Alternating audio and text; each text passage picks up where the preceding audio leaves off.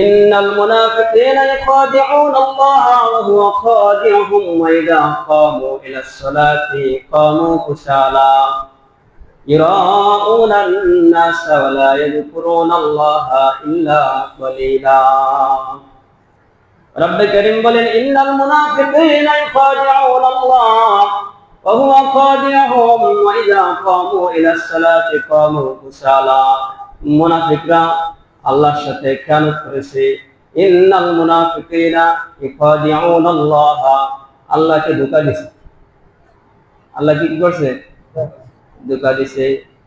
ইন্নাল মুনাফিকিনা ইখাদিউনা আল্লাহ ওয়া হুয়া খাদিউহুম, আল্লাহ তাদেরকে এই জন্য শাস্তি দান করছেন, শাস্তি দিছে।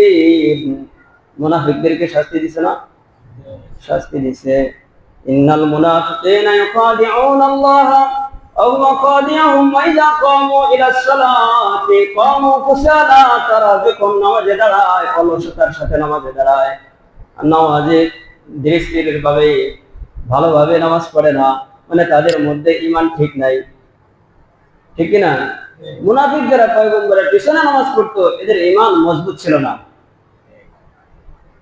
এরা রাসূলের পাশে থাকতো নিজের স্বার্থে, নিজের কি স্বার্থে। আর রাসূল কোন সময় কোন কথা বলেন, এটা যাইয়া আবার বেঈমানদের কাছে বলে দিত, নামই তো মুনাফিক, নাকি কোন? হ্যাঁ, চগলখড়ি করতো।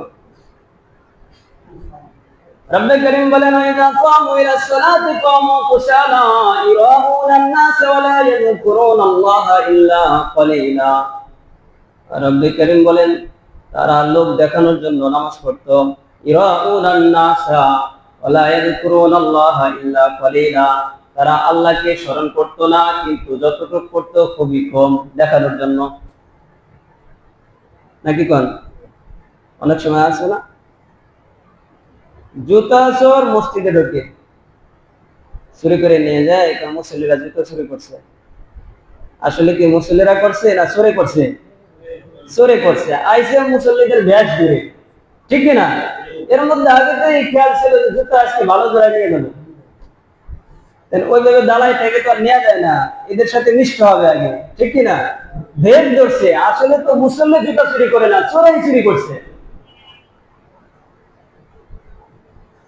ওইভাবে মুনাফিকরা মুসলিমদের ভেদ ধরে আসছে, বড় বড় পাগড়ি, বড় বড় জামা গায়ে আর আসলে পাশাপাশি থাকছে, কিন্তু এরাই বেশি ক্ষতি করছে, এরাই বেশি কি ক্ষতি করছে। এই জন্য নামাজ না পড়লে শয়তান খুশি হয়ে যায়, ঠিক কিনা? নামাজ না পড়লে শয়তান খুশি হয়। পয়গম্বর বলেন, বাইনার রাজুলি ওয়া বাইনাশ শিরকি ওয়াল কুফরি তারকুস সালাহ, মুসলমান এবং বেঈমানদের মধ্যে, মুশরিকদের মধ্যে পার্থক্য হলো নামাজ। মুসলিমরা নামাজ পড়বি, আর যাদের ঈমান নাই বেঈমান তারা নামাজ পড়বে না, এটাই পার্থক্য। যারা নামাজ পড়ে তারাই মুসলমান, যারা পড়ে না তারা মুসলমান না।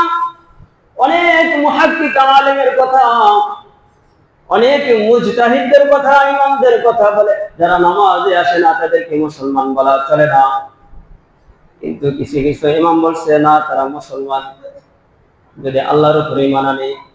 কিন্তু যারা নামাজ ছাইড়ে দিল, তারা কুফরি করলো, কাফের হয়ে যায় নাই, এই কথা রাসূল ধমকের সুরে বলছে, যাতে তারা সাবধান হয়ে যায়।